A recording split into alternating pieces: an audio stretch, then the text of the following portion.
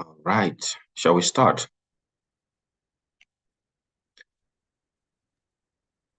You may. All right, thank you, Sarasa. Okay, thank you. Thank you. Let me welcome everyone who's joining us for this public webinar, which is entitled Tax and Digitalization in Africa, Lessons from the Global GovTech Agenda. This webinar is being co-hosted by the South African Institute of International Affairs and the International Center for Tax and Development, ICTD, which is housed at the Institute of Development Studies at the University of Sussex in the UK. My name is Joseph Upila Matola. I'm an economist with SAIA, and I'll be your moderator for today. So thank you very much for sparing your time to joining us. We have quite a powerful agenda, a rich agenda, and a good lineup of speakers for our discussions today to take us through our topic.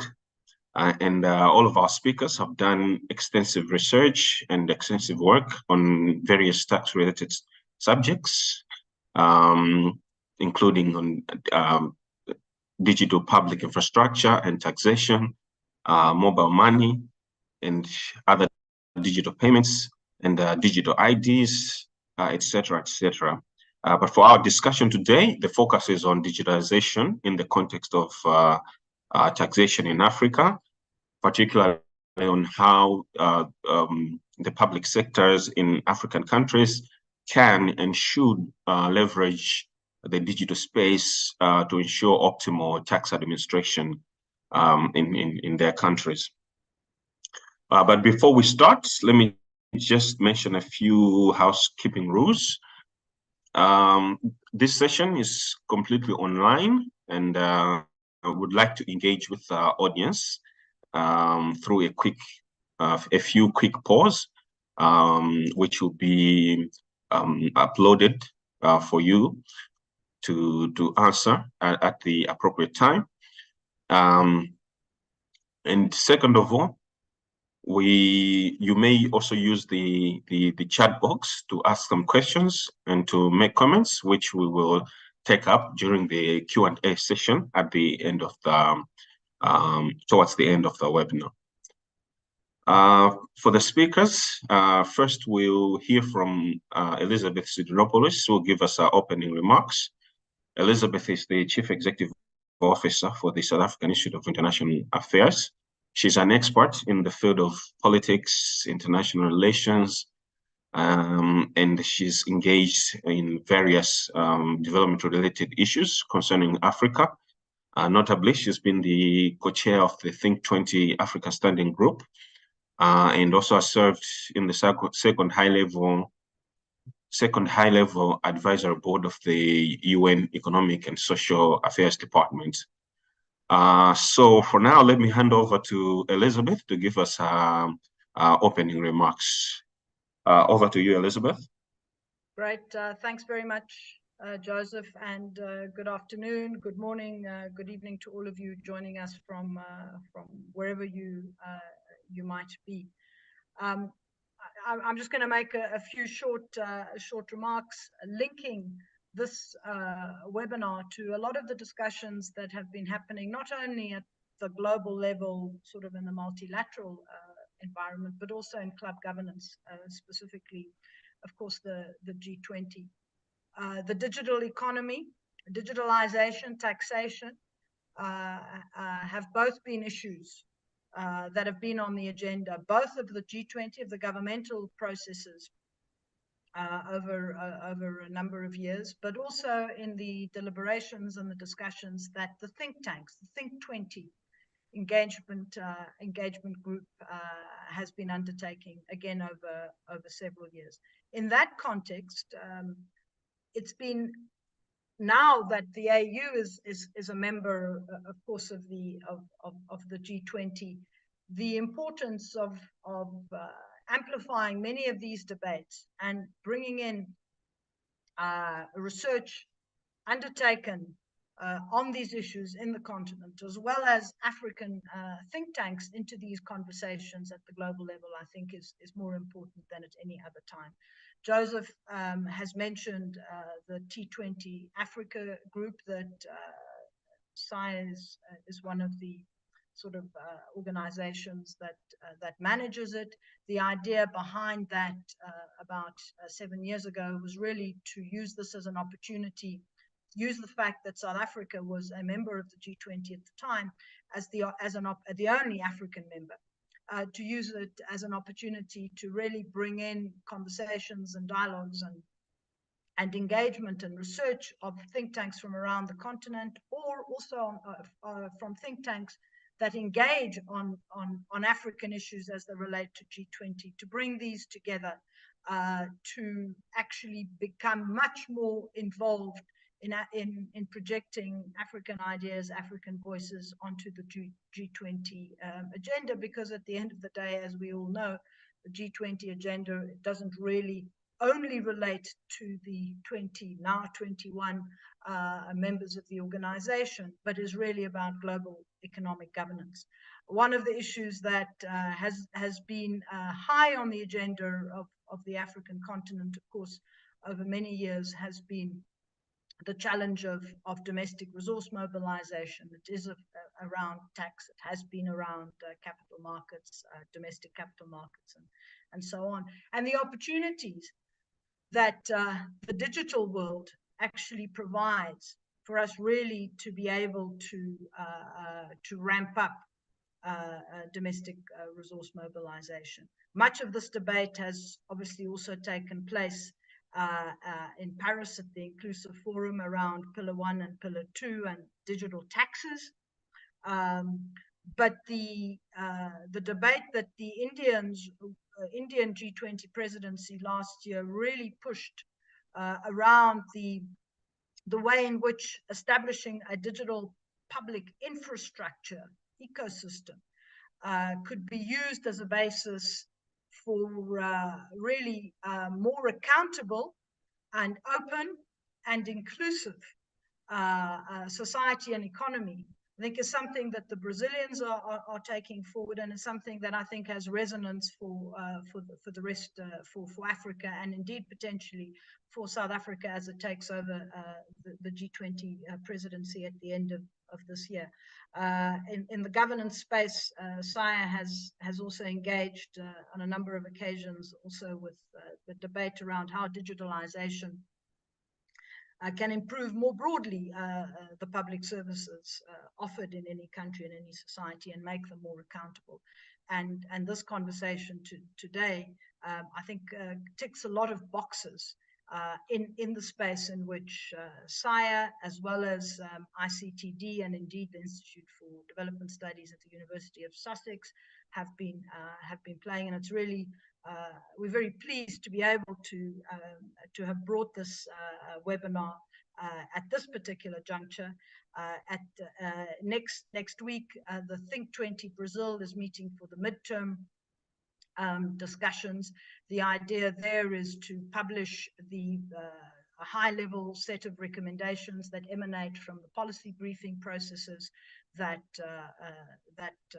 task forces have been working on over the last 6 months, and hopefully some of these ideas, both in the policy briefings as well as in workshops such as these, may also have a hearing as the Sherpas meet and begin to draft the communique that is due at the end of the year, Brazilian presidency. So just to say, really pleased that we're able to have this conversation. Some really interesting work that is being done in this realm, which is absolutely critical for Africa. And let me leave it there. Let me hand over to Joseph. I will have to leave in a short while, so I give my apologies in advance. But something has cropped up which requires me to go to Pretoria. So yeah. So hopefully it can be a really good discussion, and I leave you in the capable hands of Dr. Matola. Thank you very much, Elizabeth.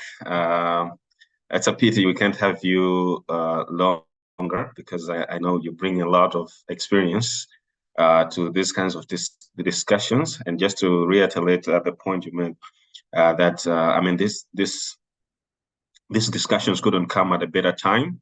The India and G20 really made some strides with the idea of digitalization in the global south. And as South Africa prepares to take up the mantle, I think we really are at the time where we need to keep shouting loud the importance of digitalization, and in the context of taxes and other contexts as well. So thank you very much, Elizabeth, for your remarks, and good luck. Safe travel to Pretoria. Now let me move to our first speaker, who is Professor Nara Monkam. Let me just mention that for all our audience, you can go in the chat. I think Laura has put the program there, and you can find it there.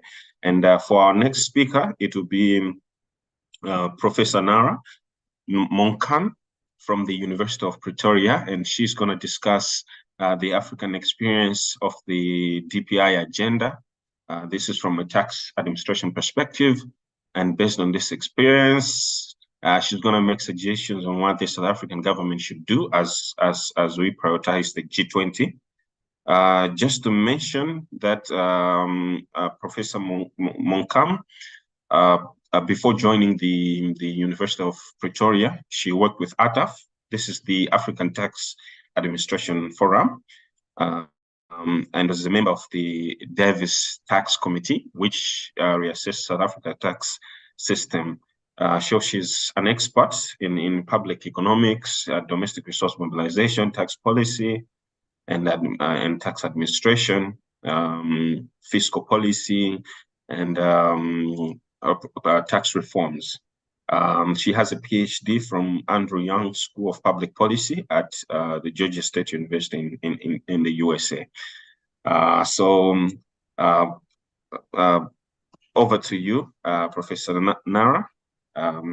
You may take the floor. Hi, Joseph. Can you hear me? Yes, we can. Okay, I'll share my screen. Please do let me know when you see it. Can you see it yes, now? we can see the screen. You may want to put it on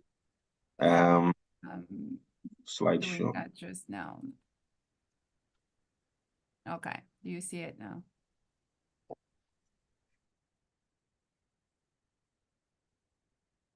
Do you see it?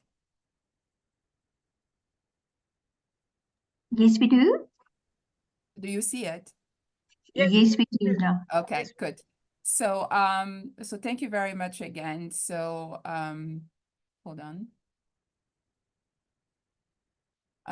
So I will thank you first very much for inviting me today. So my presentation will basically be around these 3 points. So I'll just give a brief overview of the ICT implementation in Africa and some of the challenges and progress that has been made in that area. And I'll also talk about the DPI agenda from the tax administration perspective and some of the priorities for the South Africa G20 presidency. So in terms of some of the trends in the ICT implementation and some of the challenges that we've seen and the progress that have been made. So we know that basically ICT is the backbone for tax administration support and compliance services, you know, all over, and especially in Africa. So the back-end function processes such as audits and tax returns and risk management and process management basically are all supported by ICT systems. And in general, basically they help to enhance the revenue administration, expand the tax base, and improve efficiency, of course, but also help improve the taxpayers' confidence in the system, as well as, of course, helping with the transparency and the integrity of the system. So ATAF conducted in 2020 a very comprehensive ICT study involving 35 tax administration across Africa. And that was done in consultation with the ICT, the directors of ICTs in all those African tax administration, as well as policymakers. And the ideas was to basically identify what are the key challenges that are hindering the expansion of ICT implementation within the tax administration in Africa, and how do we then make the move towards more efficient acquisition, implementation, and maintenance of the ICT systems. The reports basically has shown that despite many effort and progress that have been made, of course, to automate the processes, we do not necessarily see all the time the benefits, but because there still remain some key challenges.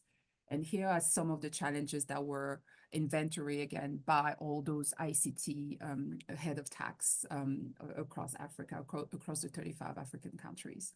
So they were talking about poor ICT infrastructure. So when we have that infrastructure, is not always adequate to actually respond to the need. And for example, they are subject to frequent system outages. And then of course the capacity, the staff capacity skill do not always follow, especially when it comes to managing and maintaining these systems. And there's a big problem with the ICT lock-in, where there's still that heavy dependence on vendors, and which basically limit that technology, that flexibility. And here, for example, the ICT director said that because of the type of contract they sign, they don't have ownership over source code, for example. And whenever they're trying to make a small change, and it costs a lot of money, and of course it takes a lot of time to do so. And some of the system, of course, that they implement, they're not usually localized, and because of they tend to be imported and just tweak to adapt to the local system, but they not often respond to the actual circumstance and the needs on the ground. And that's why they're not always flexible and responsive to those needs. And changing, of course, systems takes a lot of time, because imagine you have spent millions on a system that's costing you millions to maintain. So changing that is really difficult. And of course, they also face a lot of security threats still in terms of the integrity and the confidentiality of the tax information. And of course, the policies are not always adequate, right? And the legislation and regulation around to protect the ICT implementation. And of course, it's also, unfortunately, that lack of championing of political support that tend to hinder that implementation, because, again, they were candid enough to acknowledge that, because with ICT comes transparency, comes data availability, and of course, it will be reducing the interaction, the human contacts between the tax officials and the and the taxpayers, which therefore might also reduce opportunity for corruption and bribery. And not always, not all leaders are often open to that transparency. And they also talk about the low quality of the data, and then the systems that are complex. Like I mentioned earlier, because those systems are not localized, they tend not to respond to the actual needs. And of course, the quality of the data that is coming through the system is not always there as well.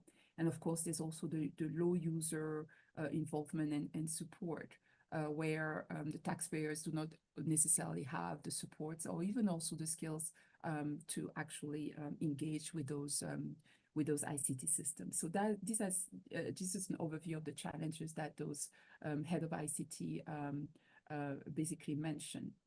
So, but in spite of those challenges, they also mentioned, of course, there's been some notable success stories across those tax administration, and here are just a few across the countries that basically submitted those case studies that have been really successful in their countries.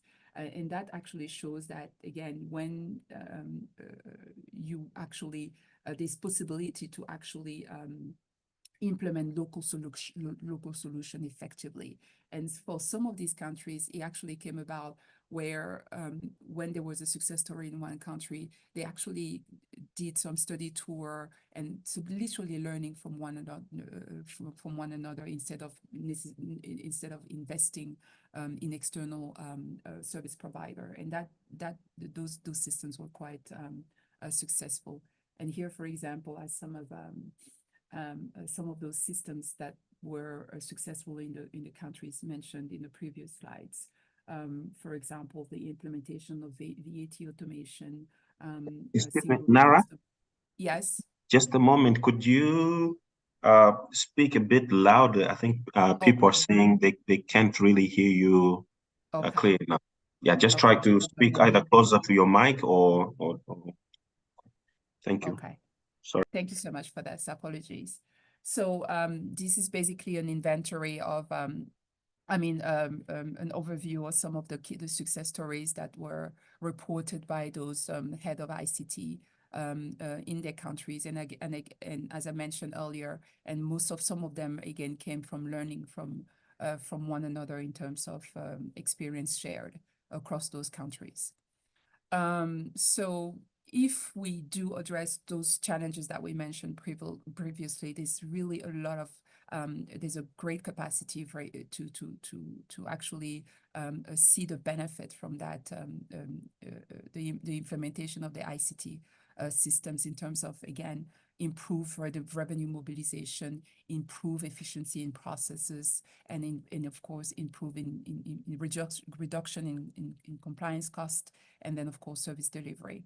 But then again, what are some of the solutions in how that we can implement in maximizing the impact of the ICT in these countries? And that's where, for example, there's a role for the digital public infrastructure agenda that has been raised during the Indian presidency.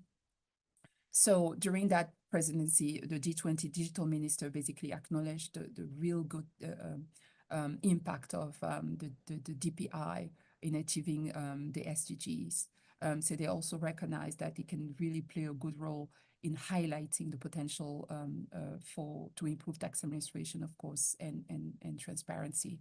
And it's in that sense that the UNDP and India, of course, launched those resources, starting with that big report to actually help tap into those into the advantages of the DPI in these countries, in developing countries in general. So what is that DPI agenda then from the tax administration perspective on the continent? So first, there's that using DPI, there's that great opportunity to enhance the tax administration efficiency. So we can improve the tax administration, again, through the introduction of automated and streamlined processes that the DPI can facilitate. And for example, the platform like Execuda, which basically manages the custom data processes, has a great potential to improve the operation at the custom level in terms of times and of course in cost efficiency. And of course, we have some example of success already at that level. For example, in Gambia, which managed to reduce the processing time by 50%. And then in Bangladesh, which managed to basically increase revenue through the system. There's also through that the DPI agenda, the possibility to fight tax evasion and fraud. For example, through the invoicing system or through the electronic billing machine, we can facilitate real-time reporting of transaction and therefore introduce efficiency there. It will reduce the costs. It will reduce the fraud by automating the processes and of course, enhancing transparency. But in some countries, we've seen, for example, just the implementation of the electronic billing machine that is still heavily dependent, of course, on electricity, right? And then when we have power outage, of course, that will hinder that process.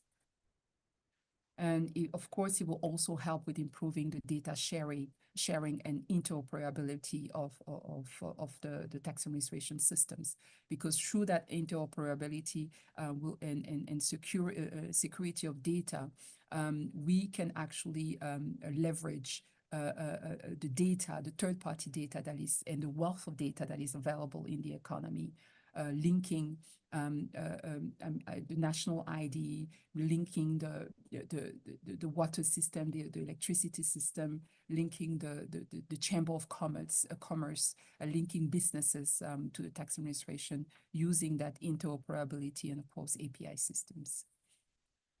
It can also help, of course, reduce the administrative cost and enhance revenue. For example, we have that system in the Bharat Bill Pay in India, which basically integrate various payment systems for seamless bill payment.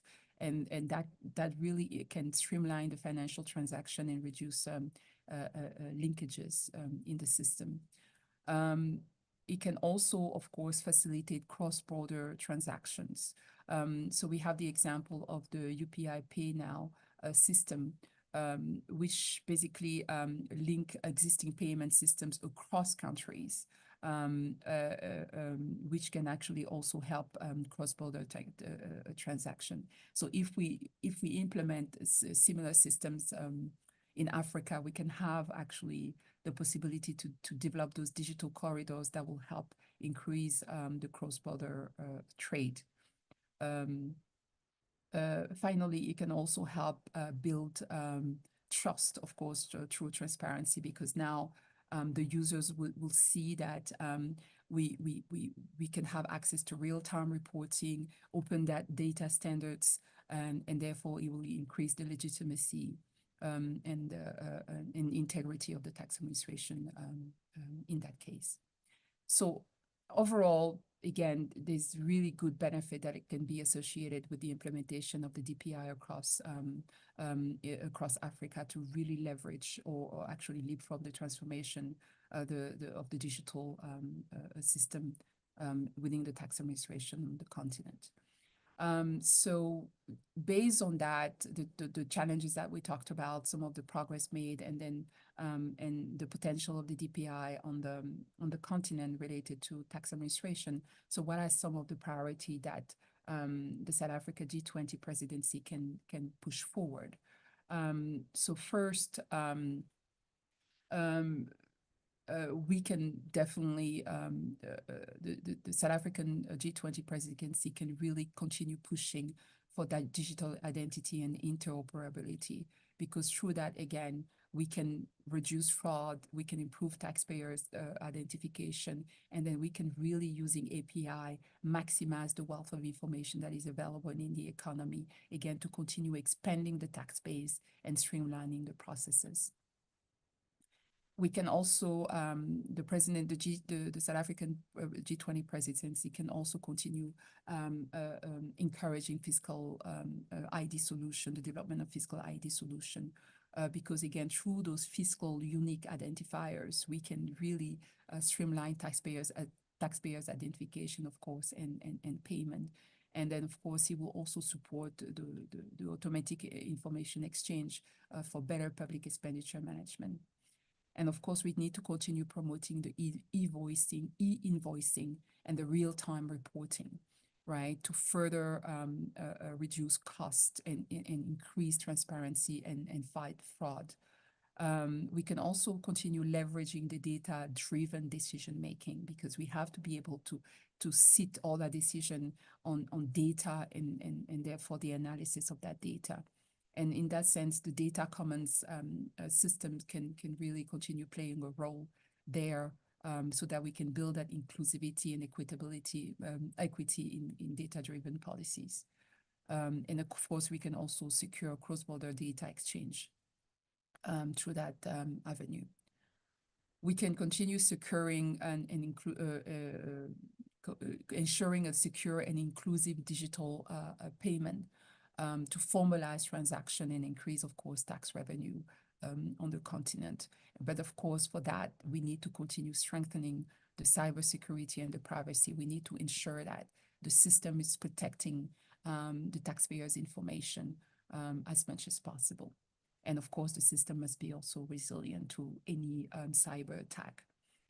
And we need to continue fostering the public-private partnership, again, where community come together, including the private sector, the civil society, the tax administration, the policymakers, to keep on building data-driven systems and of course, driving innovation and user-centric system. And then, of course, we need to be careful that nobody is left behind in terms of the big digital divide, not only within countries, but of course across countries in Africa as well, so that everybody benefit from that, the advantages and the benefit of the DPI systems. And of course, all of that must be underpinned by a strong legal and regulatory framework, right? To ensure that we promote competition, we protect data privacy, and of course, we also ensure the transparency in the DPI use. And finally, of course, we all of that will have to be accompanied with capacity building and education, not only at the user side, but also on the government side, and to basically ensure the long-term sustainability of these systems on the continent. So, Joseph, that's why I had to say thank you so very much for your time. Thank you very much, Nara. That's a very, very interesting presentation. I think we'll keep the questions and comments for the end, the Q&A. For now, I just wanted us to have our first poll, which is basically just general knowledge, just to test the audience, if they're following how Africa is performing with regards to internet use or use of digital services. So we have the poll on your screen, which says between 2016 and 2021, there is a -% increase in internet users in Africa. So it's a multiple choice. You can tick which answer you think is correct. Yeah, so just give it 15 seconds or 10 seconds.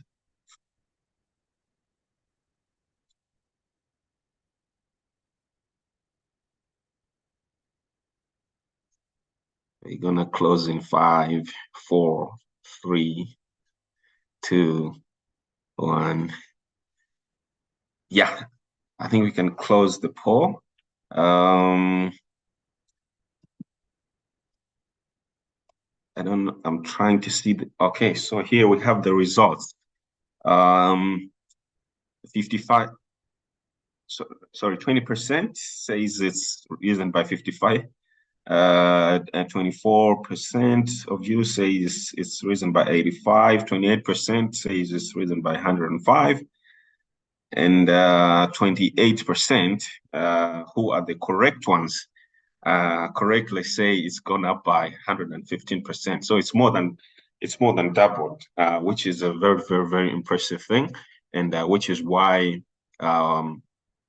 we're now at a point where we can start rolling out these important services using digitalization, because most of the people are now beginning to access internet and have cell phones, smartphones, that we can be able to implement some of these very important initiatives.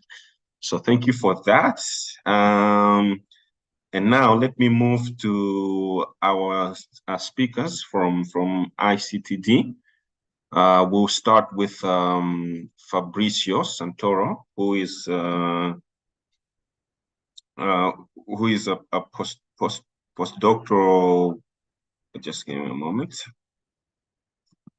Fabrizio, who's a research fellow and research lead for the ICTD's Digitax research program, and his main interests are in governance, public finance, taxation, with a strong focus on impact evaluation methodologies. And after his presentation, is going to share with our Diof, who is a postdoctoral fellow at ICTD.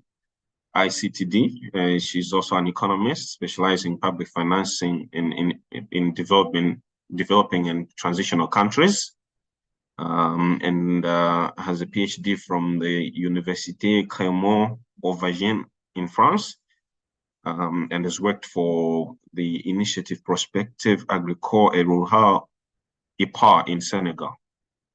And they're also going to share it with Hanero Ninstein, Associate Postdoctoral Fellow with ICTD.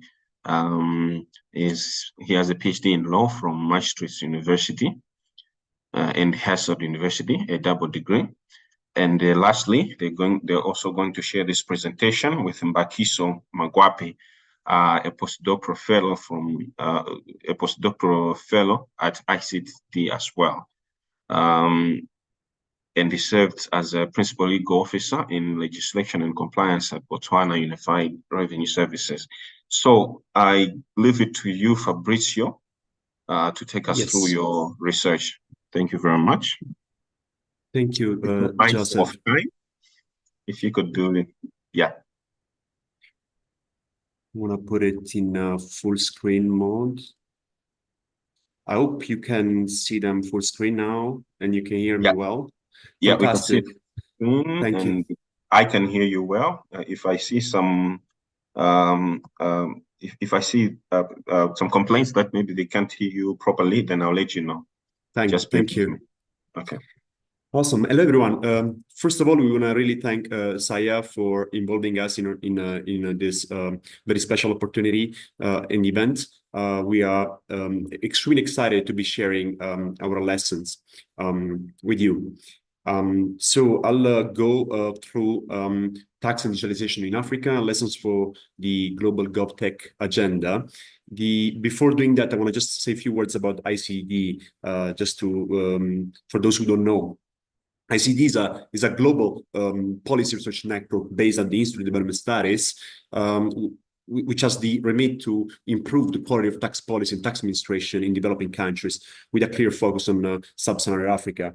Our work and our goal is to make tax systems more conducive to poor economic growth and good governance by producing and disseminating robust scientific and policy-oriented research, and of course, building African research capacity in the area of taxation. So all the work we're going to present to you today comes from very close collaboration and partnership with African governments, namely tax administrations and relevant ministries. The outline of this series of presentations from our side is with me first presenting the key takeaways from our work on the topic of digitalization in the last 4 years. Then we're going to move to a specific case study, which is that of digital VAT presented by Awa and Anelor. And then we're going to close by adding the legal perspective to the issues. I'm an economist, and Bakiso will discuss these issues from the perspectives of regulation and law. All right. So as a background, and this clearly overlaps with what Professor Monkan was saying. As you might know, there are new digital solutions are being implemented at a quite high pace in African tax administration. Think about new registration systems that utilize national ID schemes, often digital ID schemes, or the way in which tax administration try to leverage digital payments in the economy, data from digital payments, or the way in which tax administration try to think about how to better integrate data exchange systems. This new wave of technological innovations definitely build upon earlier technologies that tax administrations already have incorporated, and actually they have pioneered in their implementation. For instance, integrated and automated tax administration system, electronic fiscal devices, e-filing of taxes. All these solutions, interestingly, generates a huge volumes of tax administrative data, which holds great potential to strengthen tax administration. And outside of tax administration, the broader context is one in which, as we see also through the poll, digitalization is dramatically increasing. Internet penetration has been doubling in the last 6 years, tenfold increase since 2000. Mobile phones have become ubiquitous, and thanks to mobile phones, digital payments, mobile money-based payments in the economy are also gain momentum, especially in Africa. At the same time, governments are investing huge sums of funds in digitalization policies. They are enacting specific national policy agendas, introducing new regulations. They're often mandating the adoption of digital tools for taxpayers or incentivizing take-up of digital payments through fiscal incentives. So it's definitely a hot topic, an issue. And it's a really exciting time to do research in this field. The way we frame the potential limitation of technology in tax administration is as follows. And this framing comes from our joint work with the World Bank on the topic, where we surveyed about eight tax administrations in Africa, try to understand what are the benefits and limitations and challenges from digitalization. Well, from our work, we know that technology holds great potential to strengthen three key functions, among many others, specifically three key functions of tax administration. Technology can help tax administration to better define compliance, better understanding the tax base, using data to more clearly identifying the identity of taxpayers for national level tax administration or for more local level tax administration. Think about, as I'll tell you in a bit, using digital IDs to identify taxpayers, or using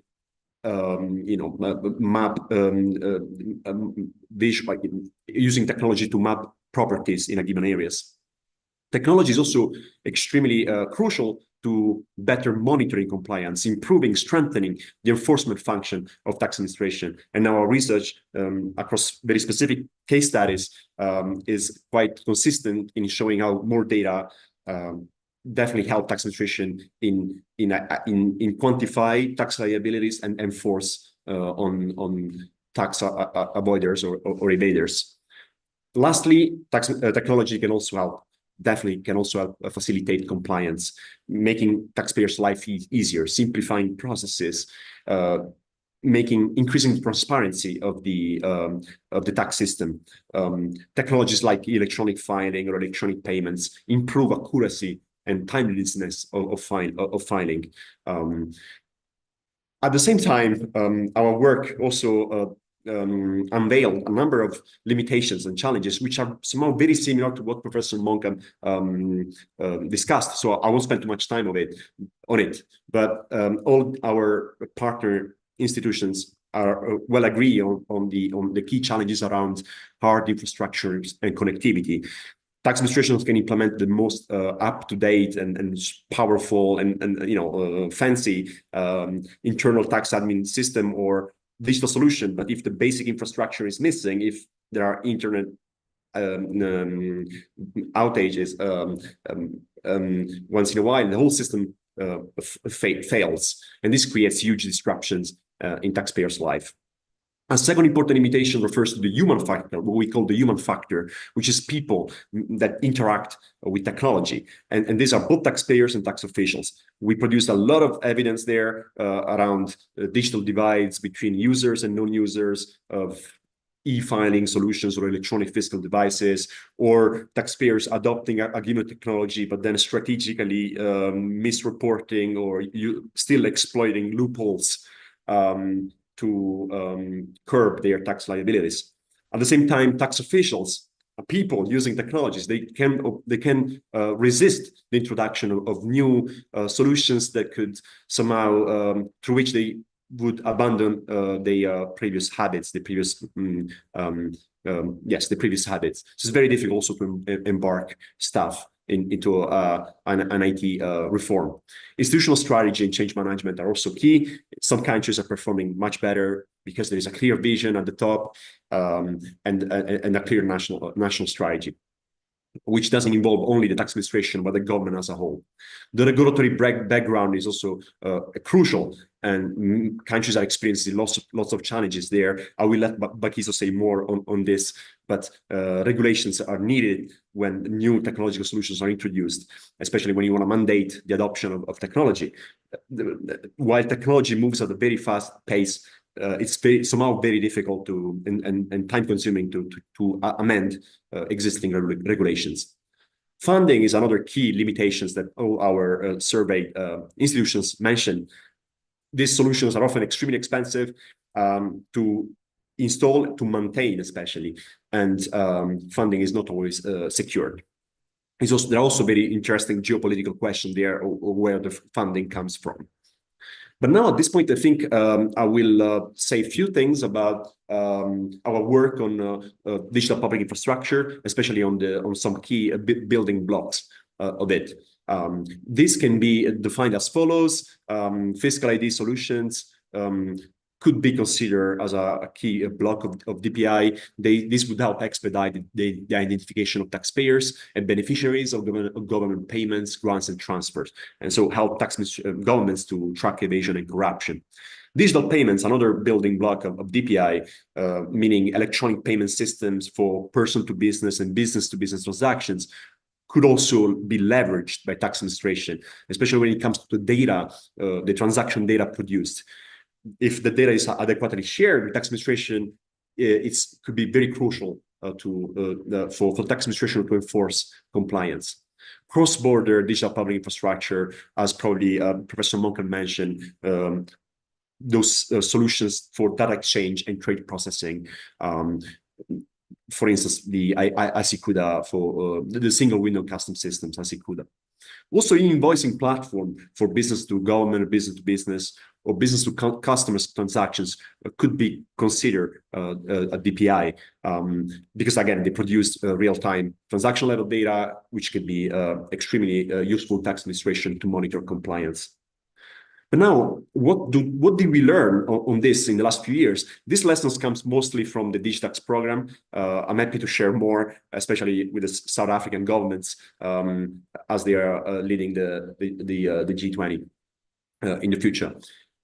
We did research on digital ID systems, and we are somehow confident that it's still a nascent field. So we produced impact evaluation, especially in Ghana and Uganda. And we know that if digital IDs are integrated in the tax registration systems, they help in dramatically boosting the number of new entrants every year.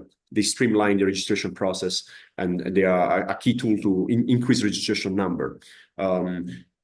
However, when it comes to raising more revenues, our evidence is still mixed. Is inconclusive.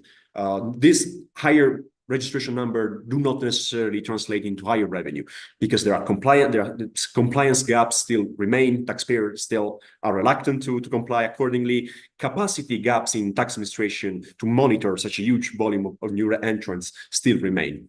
When it comes to data quality concerns, we document how digital ID system, yes, they improve the quality of certain fields, such as the name and date of birth or gender of taxpayers, but probably they're not effective in improving the quality of other very important fields for the tax administration, such as business activity, for instance, or location, addresses.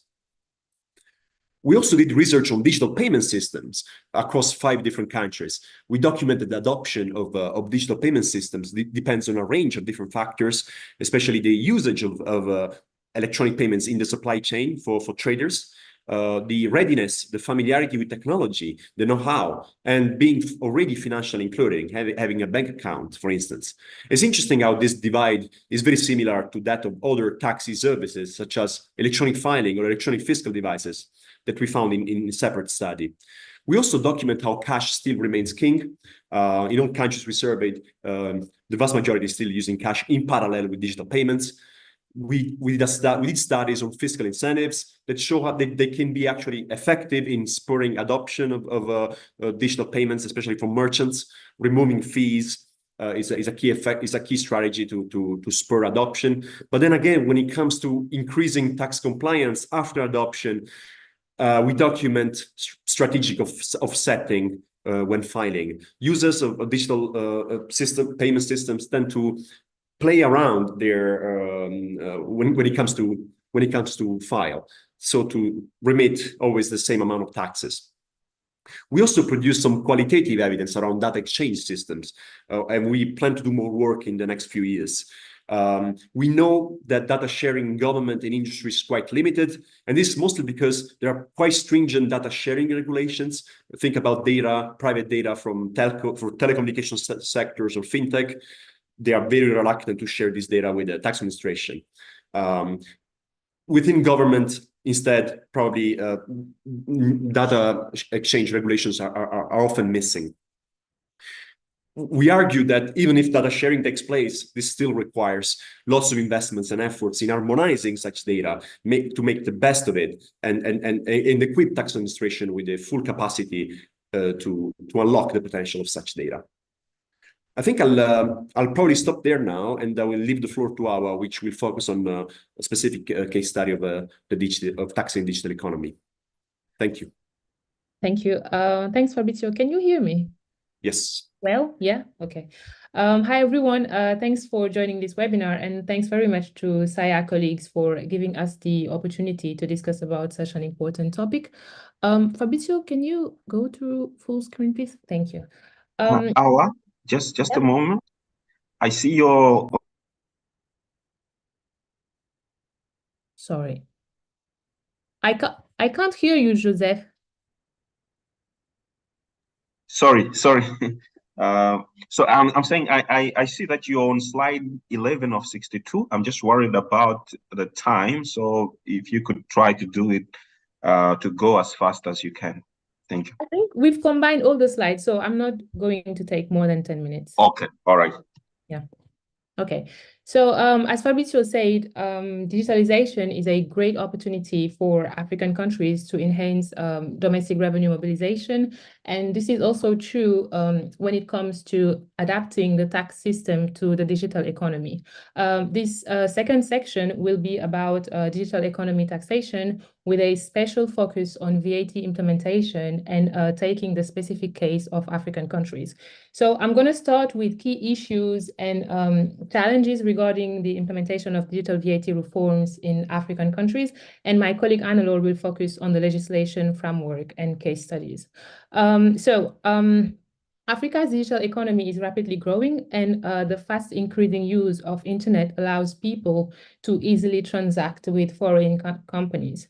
However, until recently, African countries' tax legislation depended a lot on the physical presence of firms, which would put cross-border digital transactions out of the tax base. So the main consequence of this issue is obviously tax revenue losses, but this issue also creates an uneven playing field between local and foreign firms that offer the same services, because one group of customers will pay the VAT while the other group will not pay the VAT. And as you know, VAT can have a direct impact on the final consumer price. Next slide, please. So many instruments are used by countries to adapt to the fast-growing digital economy, and this can be direct or indirect instruments. And on this slide, we present some of them. But on this presentation, we will specifically focus on the adaptation of the value-added tax to include cross-border transactions in the tax base.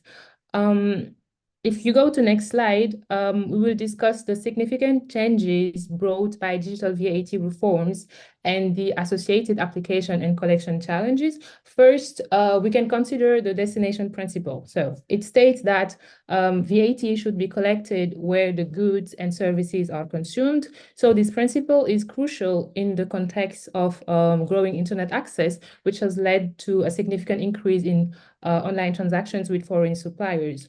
One of the primary challenges is the difficulty in applying VAT to digital imported services, because foreign suppliers often are not required to register and pay VAT in the consumer's country. And this creates a gap in VAT collection because these suppliers are outside the traditional VAT systems. The intangible nature of digital services makes it harder to trace and tax them appropriately. And to address these issues, it is obviously very important for tax administration to adapt their tax collection tools to fit the digital landscape. Yes, so speaking about that, we can explore how digital tools can significantly enhance digital VAT compliance. First of all, digital tax platforms can simplify procedures for VAT registration, returns, and payments, and also help to reduce compliance costs for businesses. Geolocation digital tools can play a very important role in identifying and verifying the consumer's location, which can ensure that VAT is correctly applied according to where the service is actually consumed. Automated VAT collection systems are also another important component. These systems can enforce VAT obligations on digital marketplace, allowing them to collect VAT on behalf of the sellers, which can increase compliance. Digital payment systems are obviously another very essential tool to facilitate cross-border VAT compliance. And finally, secure and efficient data exchange is also important, and digital tools enable information sharing between businesses, digital platforms, and tax authorities, ensuring that all parties have the necessary data to comply with VAT regulations. I think I would now let Anne-Laure present some country case studies. Hi, hello, thanks, Awa, and thanks to Saya for having us. So I will focus on country experiences focused on African continent. But first of all, it's important to emphasize that the OECD has created an international agreed framework addressing VAT challenges of the digital economy among tax authorities globally. This framework results from extensive dialogue among tax authorities, and these efforts have already been implemented in more than 90 jurisdictions wide, including more than 50 African countries. And many other jurisdictions in Africa are in the process of implementing this policy framework or are actively considering doing so. So the policy framework is based on 4 key pillars: to create a legal basis for jurisdictions to impose VAT national digital trade by determining the place of taxation based on consumer location. Secondly, to simplify VAT registration and collection from non-resident suppliers of goods, services, and digital products. And thirdly, require digital platforms operators to collect and remit the VAT on sales made through their platforms based on collaboration, and also to improve VAT compliance through effective communication and modern risk-based compliance management, supported by robust administrative cooperation. So the next slide shows actually on the one hand the VAT application rules with regards to legislation, on the right the policy implementation. And the key recommendations of the framework is actually to implement rules for taxing non-resident businesses based on customer location, to levy VAT regardless of the supplier's location. It's important to define the customer's location for private consumers by their usual residence, and for business to the permanent business or establishment. Data has come already a few times during this web. Is also important, like payment information, IP addresses, to determine customer location. And it's also one of the rules to collection to all customers, including through digital platforms. These digital platforms will be required to collect and remit VAT with reporting for the gig economy. One of the rules is also to one of the recommendations is to simplify VAT registration and collection regimes for non-resident suppliers online, and to extend the VAT liability to digital platforms for low-value imports. Overall, there is an objective to aim for international consistency in VAT to facilitate compliance and safeguard revenues.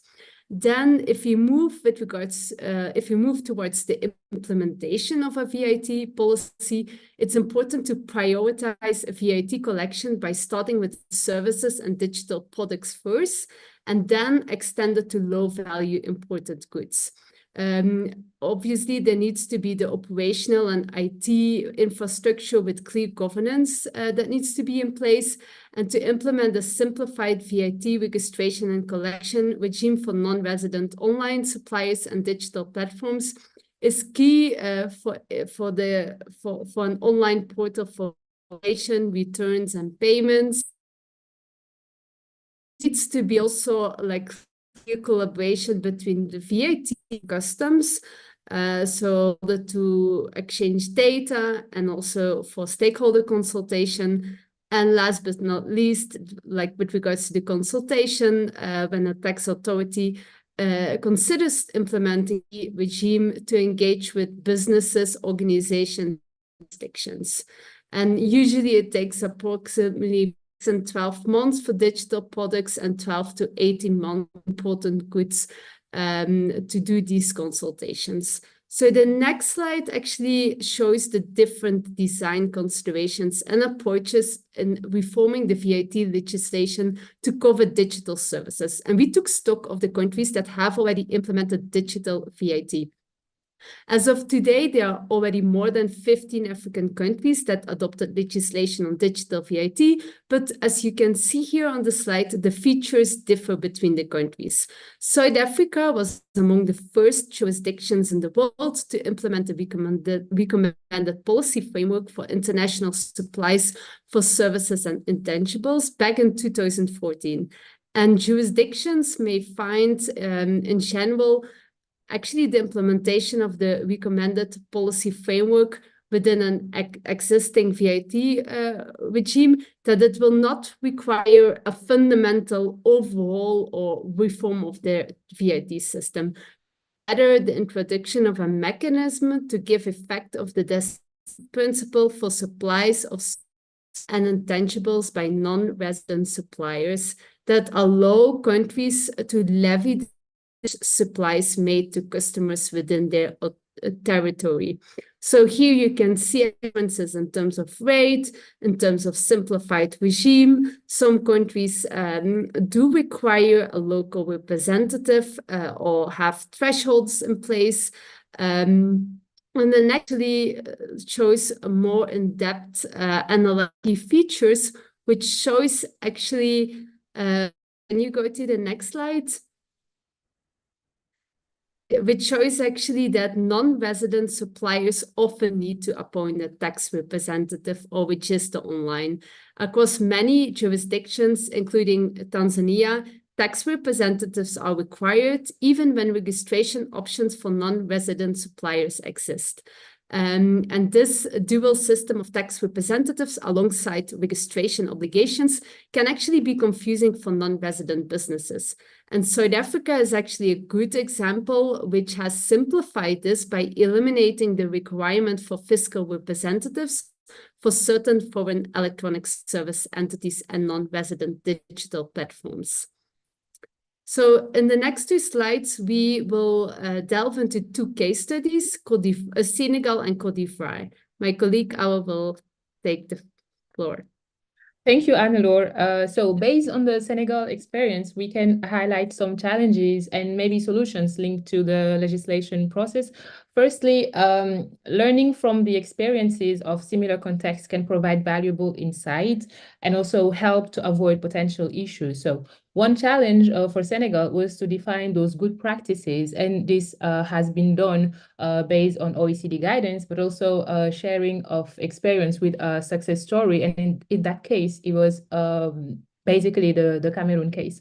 Another major consideration is the balance between digital and physical presence of companies. So local representativity allows for an easier control, but increases compliance cost for foreign companies. So Senegal had also to find a balance between those two factors. When it comes to firm compliance, Senegalese tax administration faced a choice.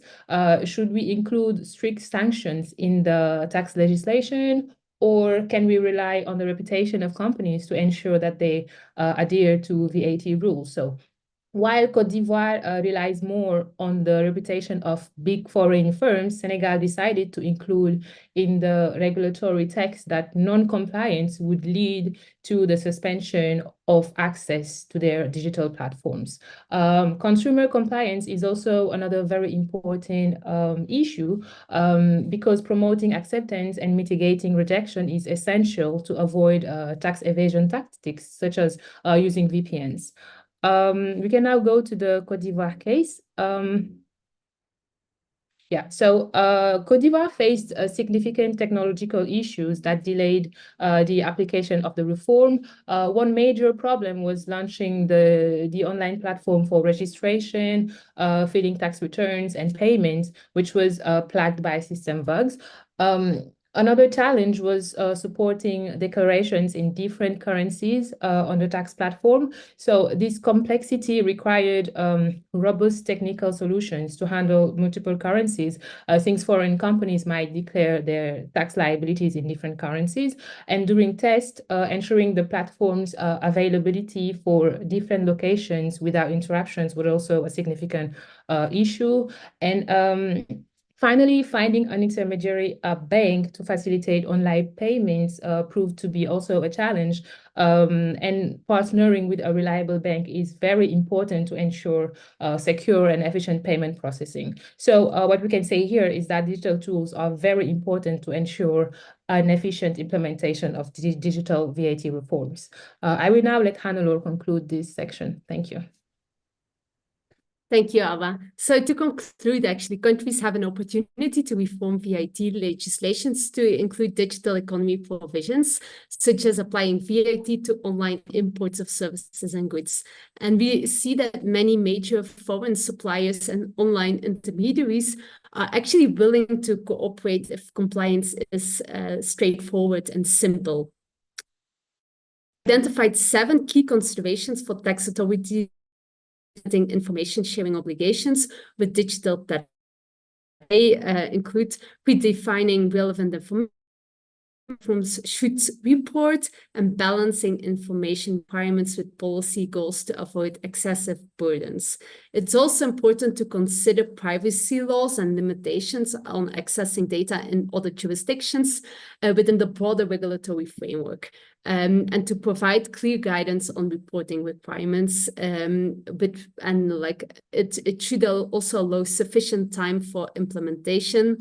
And countries need to ensure administrative and IT capabilities to handle large volumes of data effectively. And finally, tax authorities can use the data, which is a huge benefit, the usage of collected data for compliance and sharing across agencies, including customs, for tax administration, and last but not least, international cooperation. Thank you very much.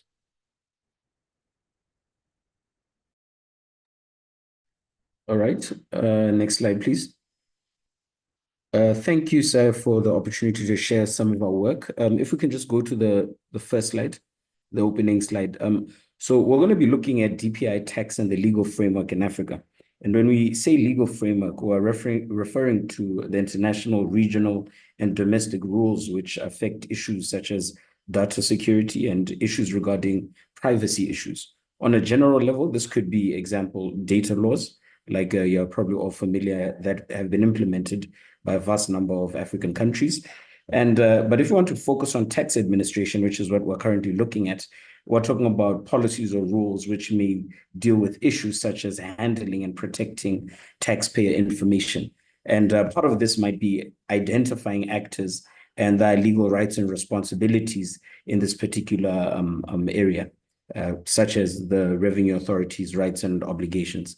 But I just want to highlight that this presentation is based on ongoing research. A couple of findings have already come out, but we look forward to engaging further. Could you just move on to the next slide? We're going to look at the legal related issues regarding DPI. And the first real issue which comes up is about interoperability. And what this simply means is where you have, let's say, digital systems or software which has data exchange or which shares information. So, for example, if you have a system, if we're dealing with exchange of information on an international tax level, this might be example, a system where information is shared, let's say, between countries. Let's say you have a tax treaty where on a bilateral level, let's say under Article 26, which deals with exchange of information with, let's say, Netherlands and let's say a country like South Africa. They might have to be checks and balances and domestic legislation on the South African side, which ensures that the appropriate safeguards, and that's in keeping all the considerations and technical constraints to make sure that your data is safeguarded. Because when you request for information, you don't want the information to come to on a domestic level, and then it's used by third parties which are not privy or subject to using that information. So that's the first issue, or legal related issue, which we have to consider. The second issue is governance for public benefit, trust, and transparency. So this is wider than just the laws itself. This is just ensuring that you've got policies. It's not just the laws and regulations, but you also got policies that ensure that your systems are safe, that they're secure, they're trusted, and transparently governed. So if you're dealing with DPIs, could be, Fabrizio, I think well pointed out, it could be on a customs related level. You need to ensure and you need to give your taxpayers the assurance that the information will not be relayed to other parties who they really shouldn't go to. And of course, with this, that means adhering to principles of data protection and privacy. And lastly, the last issue we're going to briefly deal with is intellectual property protection. So we are all familiar the serious value that trade secrets have in terms of the bottom line and the algorithms, especially in the digital era, which drive some of these businesses. And that is where the protection really should be. So if you have DPIs, then you need to ensure that you have effective protection and enforcement of IP rights. So it's wider, the tax-related issues in DPI are wider than purely tax. They also include issues like intellectual property protection. Next slide, please. I'm not going to spend much time on this, but this is just a big picture example of data protection privacy legislation which has been implemented, and these are the one of the most recent stats by UNCTAD, and it shows that Africa, unfortunately, of course, has the lowest implementation of legislation. However, it's a very promising picture because almost all countries have either legislation or draft legislation, but of course, if we comparatively look at other continents, we are not as ahead as we should be. And if you can look at the next one. So we need to think bigger than now in terms of implementation of AI policies and strategies. It's not a secret, and I think a lot of tax administrations are considering or have started adopting AI within tax compliance, that is to identify certain patterns or maybe possible non-declaration. And the wider questions which should be asked, legal questions which should be asked is, do you have the necessary infrastructure to support this AI use within tax administration? And if we look at this, we can see that we only have, it's about 5 or 6 countries where you have fully developed AI policies and strategies, and you only have about 5 other countries where they're in development. So we really need to be conscious about that. And I just want to add one more thing. We also need to consider specific AI-related legislation within tax administration, like such as in your Income Tax Act, so that it's not just at a wide country level, because administrative rules must be subject to very specific measures. So those are also considerations we need to make. And then can we move on to the next slide? And I'm actually going to conclude with the case. I'm going to try to be as quick as possible out of respect of time. But this case just really highlights the importance of having necessary legal infrastructure in terms of your regulations, and also with tax administrations, making sure that they adhere to your rules that are set within your constitution and within your regional or international regime. The case is ABC Capital Bank and Attorney General. And this effectively, the salient facts of this case was that the Uganda Revenue Authority sent notices to Uganda banks, requiring them to supply information about every single client. And the issue with that is, which the banks took, which they had a problem is that this was a phishing expedition. This essentially is saying you are seeking information when you are not investigating any particular person who might have breached the law. So there's no probable cause, and you just want all the information. And the court held that this arbitrary request for information violated account holders' rights to privacy, and was also described as a phishing expedition. So if we want to have a main outcome, or the main lesson from this particular case, is that when tax administration compliance is being undergoing, we need to really consider the constitutional privacy-related issues. We need to consider your domestic rules in terms of your Income Tax Act and regulations, and ensure that you have proper due processes which are followed. So that's also on the implementation side. Could you just move on to the last slide? I hope it's the last slide. Yeah. So your high-level takeaway here really is that when you develop legal rules, they really should address relevant domestic needs. And countries are different. It's not just about domestic needs, but you tend to find that your constitutions and your laws are all very different, and the thresholds for privacy are different. So in one country, this case, like what happened in Uganda, might not be an issue because of the overall power that a revenue authority might have, which is statutory and provided, whereas in other countries, it might be very protected rights which taxpayers have. And then lastly, the most obvious and the most important is that this should operate within the parameters of your laws, domestic, regional, international, regarding your data, regarding security, and also regarding the privacy framework. And this also includes AI technology systems, which is where African countries should be headed in terms of improving compliance. Thank you very much. Fabrizio? Yes, thank you, Mbaki. So I think I'll take just 1 minute to conclude here and draw some key takeaways from this overview.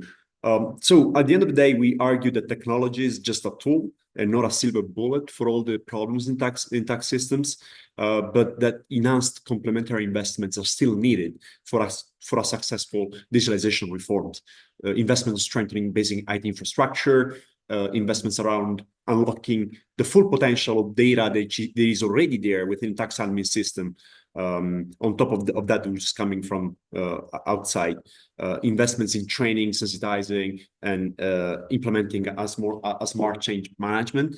And that's the case, for instance, of the digital VAT systems, where, as Awa mentioned, is essential to train tax officials and businesses to understand such tools. Investments in creating a conducive regulatory background, as Mbaki was just saying, regulations that would conform to, solutions that would conform to data security and privacy laws. More broadly, governance framework should prioritize trust and transparency. But now, what are the implications for the future of DPI for tax administration in Africa? Well, we believe that it will be crucial to conceive DPI in the context of a coherent reform strategy, which consider the actual needs of tax administrations and governments, and which first addresses the persisting challenges that we documented before implementing more sophisticated solution. After that, it would be ideal, of course, to integrate DPI into a broader administrative reforms where governance, ownership, and interoperability issues are considered. In the case of VAT, for instance, presented by Owen and Lenore, it's crucial to ensure that VAT policies are harmonized across borders to prevent tax evasion. Equally important is to follow a multi-stakeholder approach where industry and civil society organizations are involved to make sure that DPI is as inclusive as possible. And probably in the medium long term, it could be also interesting to understand whether the tax administration system itself could be considered as DPI, as the India stack shows, with open, reusable, interoperable tax data and taxpayer solutions. At this point, I think we'll stop here, and thanks everyone. Please feel free to reach out for us. We're happy to share more material on this and discuss potential opportunities of collaboration. Thank you. Thank you very much, Fabricio, and Annie and Bakiso for your rich presentation. There's a lot to digest from there because there's a lot of research that you guys have done and a lot of data that you've presented. So for now, I'm mindful of the time. We'll jump straight into the Q&A, and if our technical friends, Laura, if you can help us up with the poll. We wanted to see just how we wanted to have a second poll on SDGs. If you could choose only one of the following SDGs for the DPI agenda to prioritize, which one would it be? I think there's no one correct answer for this. We just want to see where people think DPI should be focusing on. We have 10 seconds to vote.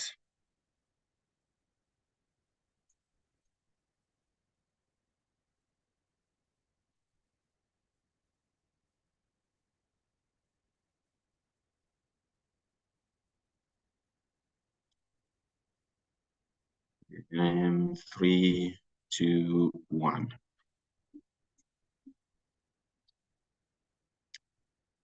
Yeah, so look like the majority of the people, the super majority, is on decent work and economic development. I'm a climate change person, so I'm disappointed that 0%. But anyway, that's the sentiment of the audience. So for now, let's go into the Q&A.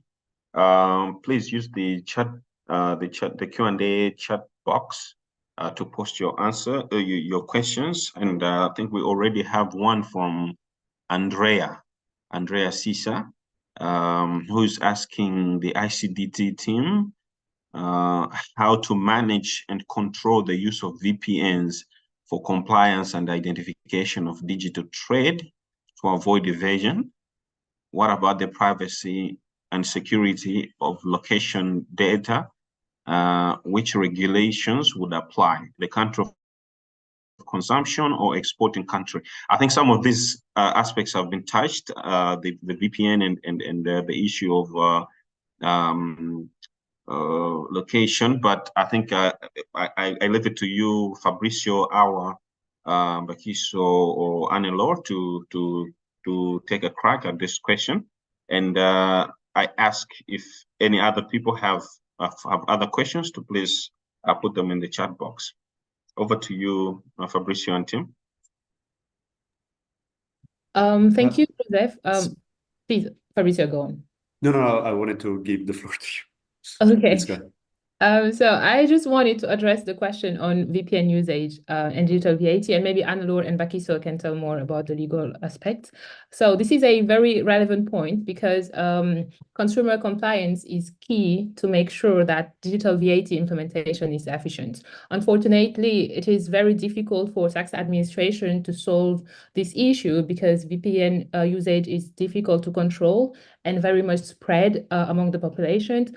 Giving the specific example of Senegal, the population is now very familiar with VPN since the government decided to block WhatsApp usage for days. So to address that issue, Senegal decided to rely on tax compliance education. So we must just find effective ways to educate consumers on the importance of VAT payment and encourage voluntary compliance. I think it's the main thing that government could use to address this issue. Thank you. Oh, thank you very much, Awa. And we have a second question from Zera Farouk. Thank you for your question. And he says, for digitalization, what would you say are the lessons learned in terms of digitalization of the full supply chain for VAT purposes, so that evasion could be reduced and documentation could be increased? Yes, it's it's a very interesting question. Yes, yes.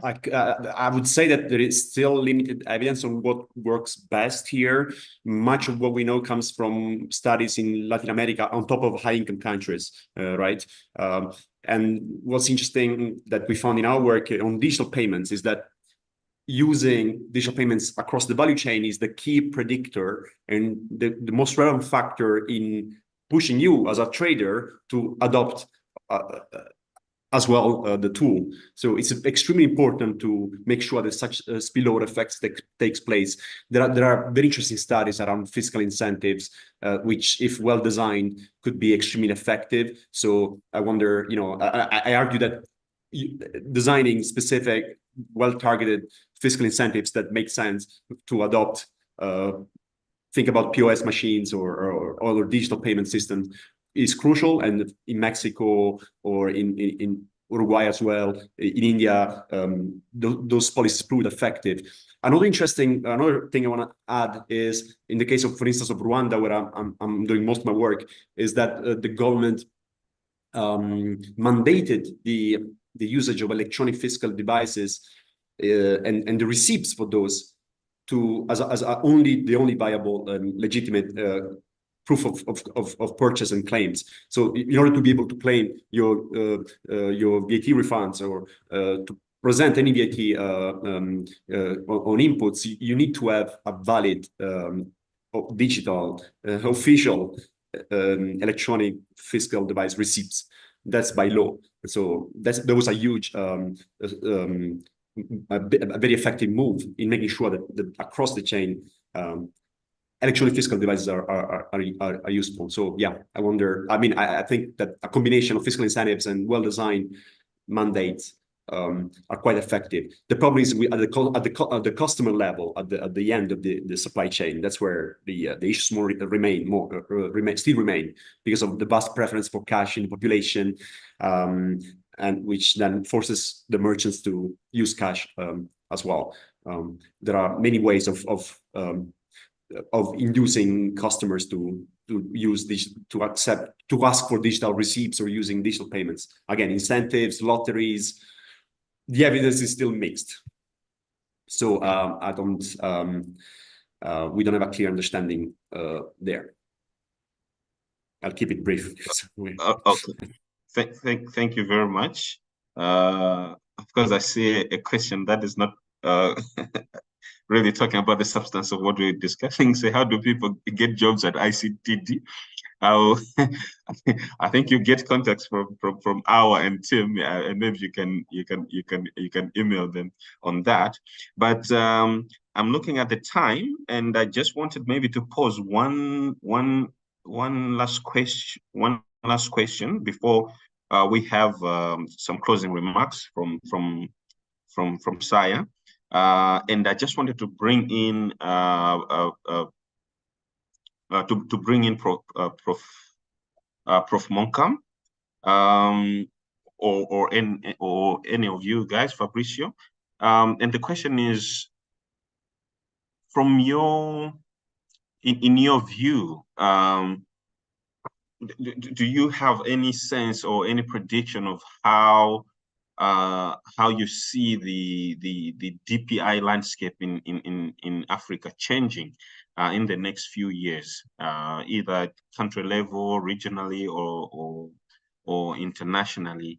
Of course, we've seen that internet usage is gone up significantly, but what's your sense of how the DPI landscape is going to change in the next few years? I can start with Prof. Monka, and maybe Fabricio or Anna. And Joseph, please, my name is Nara. So I would say that we are already well engaged in the process, right? It's not new.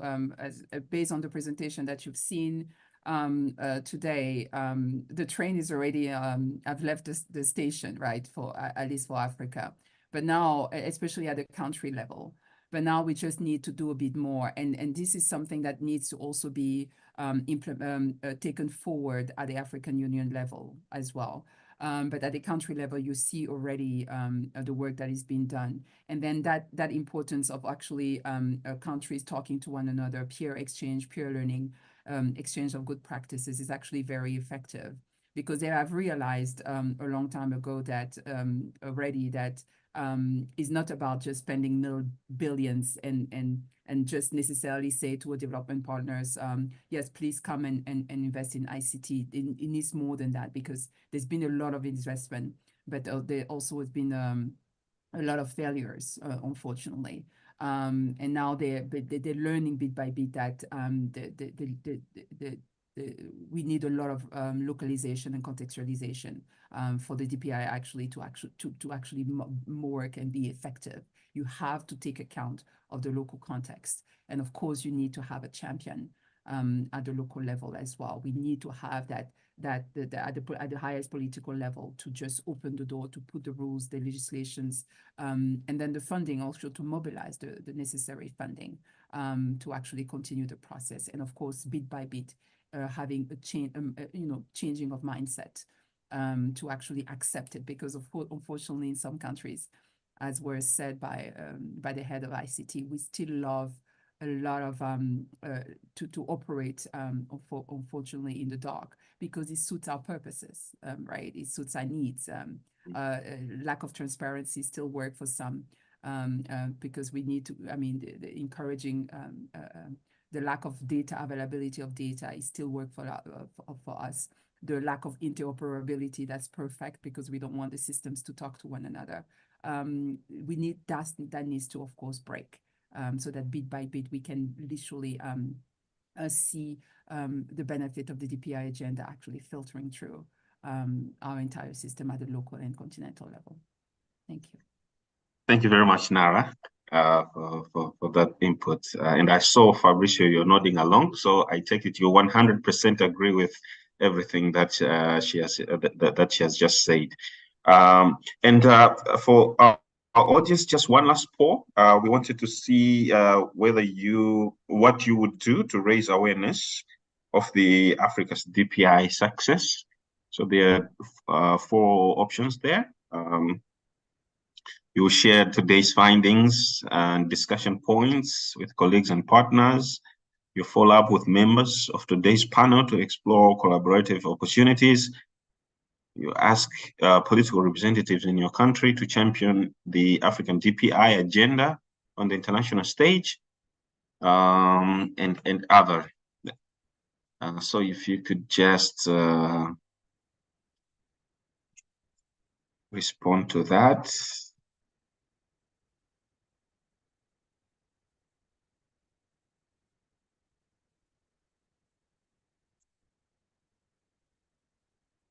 And I think we can